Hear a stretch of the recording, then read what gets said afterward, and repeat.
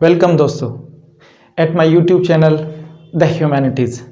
मैं एन.के. जिंदरान आप सभी का बुनियाद सीरीज़ में तहे दिल से स्वागत करता हूं। आज हम बात करेंगे ऐसे टॉपिक की, चाहे वो स्टूडेंट हो चाहे वो कॉमन पीपल, आम आदमी, उनके जहन में एक सवाल घूमता है कि कहाँ से शुरू करें पढ़ना कहाँ से शुरू करें, ये शुरुआत कहाँ से हो, from where to start to study. तो चलिए शुरू करते हैं।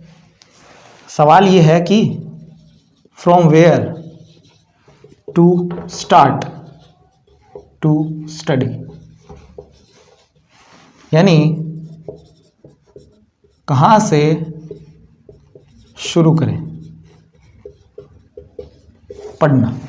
आखिर पढ़ना शुरू कहाँ से करें?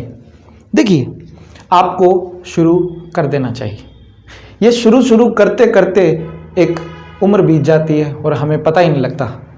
मोमिन खान ने क्या खूब कहा है कि सुबह होती है शाम होती है, सुबह होती है शाम होती है, उम्र यूं ही तमाम होती है।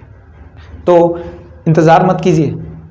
मुझे भी YouTube में चैनल की शुरुआत करते करते 5-6 साल लग गए। तो आप यूं कर सकते हैं कि आप कोई इंटरेस्टिंग, कोई आपका सब्जेक्ट है उससे शुरू कर सकते हैं।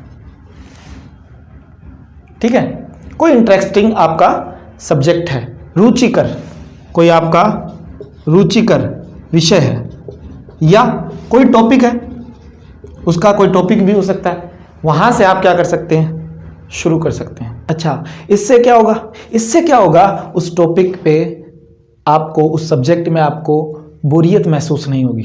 आप जो है उसे आसानी से थोड़ा समझ भी पाएंगे, क्योंकि जिस विषय में, जिस टॉपिक में, जिस चीज़ में हमारी रुचि होती है, हमारा दिमाग जो है थकता नहीं है और उसकी कैपेसिटी पावर, उसकी जो कैचिंग पावर है वो बढ़ जाती है। उसकी ग्रहण शक्ति जो है, उसको खींचने की पावर, अटेंशन बढ़ जाता है। उससे क्या होगा? इससे क्या होगा? इससे आपका जो दिमाग है उसकी ग्रहण शक्ति, यानी उसकी समझने की शक्ति और उसकी याद करने की जो शक्ति है, ये शक्ति जो है वो बढ़ जाती है, इन्हांस हो जाती है। और क्या होगा? आपको बोरियत महसूस नहीं होगी, आपको बोरियत महसूस नहीं होगी। ठीक है, तो इस तरीके से आप इंटरेस्टिंग सब्जेक्ट से शुरुआत कर सकते हैं। और देखो, ये क्यों जरूरी है। अक्सर क्या होता है, उन्हें ये प्रॉब्लम सामने आती है। मैंने स्टूडेंट्स, चूंकि मैं पढ़ाता हूँ और पढ़ता भी हूँ, तो स्टूडेंट से जब भी मेरा वास्ता होता है तो उनका एक कॉमन सवाल ये होता है कि हमें कुछ आता तो है ही नहीं, तो समझ में नहीं आता। चूंकि कुछ नहीं आता तो समझ में नहीं आता, समझ में नहीं आता तो बोरियत आती है, और बोरियत जब महसूस होने लगे तो हमारे पढ़ने का मन नहीं करता, और मन नहीं करता तो फिर हम पढ़ नहीं पाते। तो देखिए, प्रॉब्लम क्या है? प्रॉब्लम यह है कि उनको समझ नहीं आता। तो समझ क्यों नहीं आता? क्योंकि आपके पास पहले से बेस तैयार नहीं है, आपके पास पहले से फाउंडेशन तैयार नहीं है। यानी आप मकान बनाना चाहते हो, कोई इमारत खड़ी करना चाहते हो, आपके पास नींव नहीं है। तो क्या आप अचानक ही रातों रात नींव भर देंगे? नहीं।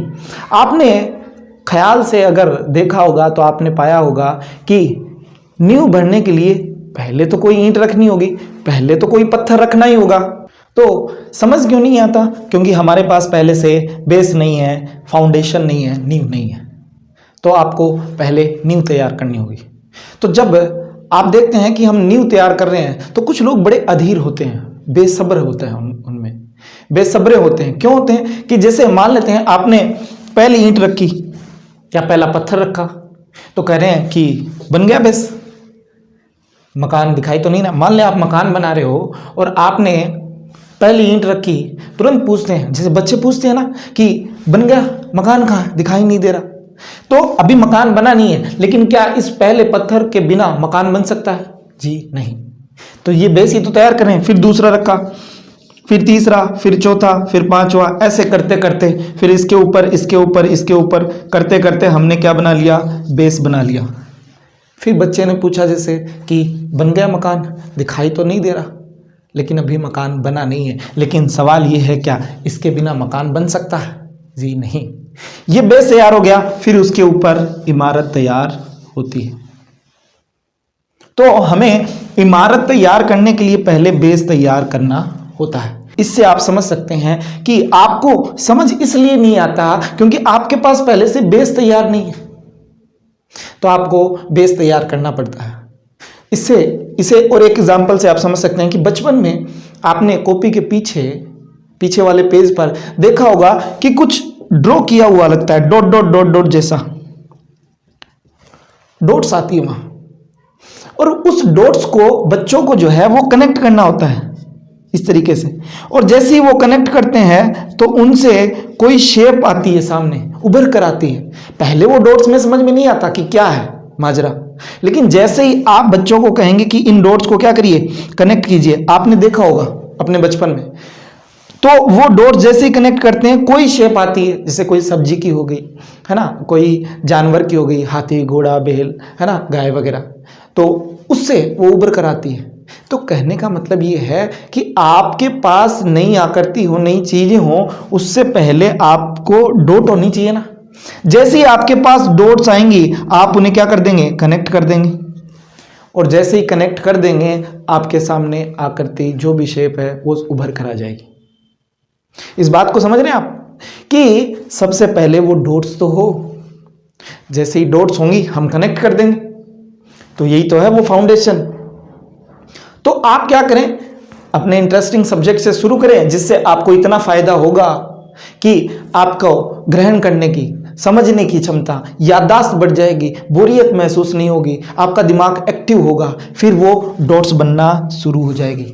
फिर जैसे ही डॉट्स बनेगी, कुछ डॉट्स बनी, फिर दूसरे सब्जेक्ट ने आपने कुछ पढ़ा, उससे डॉट्स बनी, फिर तीसरे सब्जेक्ट में कुछ, चौथे टॉपिक में कुछ डॉट्स बनी। एक ही बार में सब कुछ समझ में आए जरूरी नहीं है, एक पत्थर रखते ही मकान बन जाएगा जरूरी नहीं है, जरूरी क्या, बनेगा ही नहीं। लेकिन वो मकान बनाने के लिए, इमारत खड़ी करने के लिए एक पत्थर, पहला पत्थर जरूरी था। वो इमारत नहीं थी लेकिन वो जरूरी था। वैसे ही आप अलग अलग टॉपिक पढ़ते हो तो उसमें से आपको कुछ समझ में आएगा, दैट्स बेटर, बहुत अच्छी बात है। आपको थोड़ा सा समझ में आ जाए, बहुत अच्छी बात है। जैसे ही आपको समझ में आ गया, इसका मतलब आपने एक डॉट बना ली। ऐसे ही आप डॉट्स बनाते जाएं, डॉट्स बनाते जाएं, धीरे धीरे आप पाएंगे कि आपके पास बहुत सारी डॉट्स आ गई है। अब आप अपने पर भरोसा कीजिए, अपने दिमाग पर, अपने दिमाग की काबिलियत पर भरोसा कीजिए। वो बहुत कॉम्प्लिकेटेड चीज़ों को भी आसान करता है। जैसे ही सिचुएशन होगी, ज़रूरत पड़ेगी, एक नई चीज़ पैदा होगी।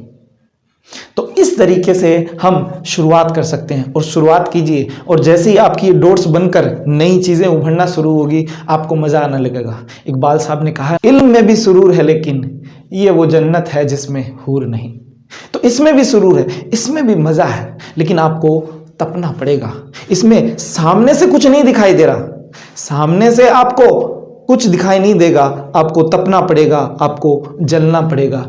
सूरज की तरह चमकना है तो सूरज की तरह जलना भी आना चाहिए। और जैसे ही आप जलना सीख जाओगे, आप निखर कर सामने आओगे, और जैसे ही निखर के सामने आएंगे तो आसपास क्या हो रहा है इसकी जैसे ही समझ बनेगी, आपको आनंद आएगा, आपको मजा आएगा। अच्छा, दुनिया ऐसे काम कर रही है, अच्छा पॉलिटिकल सिस्टम ऐसे काम करता है, राजनीति ऐसे, अर्थशास्त्र ऐसे, देश की अर्थव्यवस्था ऐसे, समाज ऐसे चलती है, ये दुनिया इस तरीके से चल रही है, और आप अपना जीवन सहजता के साथ गुजार सकते हैं। जो हमारा अंतिम ध्येय था कि जीवन जो है सरल होना चाहिए, और उसके लिए क्या चाहिए, समझ चाहिए, और समझ से समझ पैदा करने की शुरुआत आप इस तरीके से कर सकते हैं। अगर ये बात आपको समझ आ गई तो इसे दूसरों तक पहुंचाइए, यानी शेयर कीजिए, और यही आपका हमारे लिए, इस समाज के लिए, इस देश के लिए कंट्रीब्यूशन होगा, योगदान होगा। क्यों?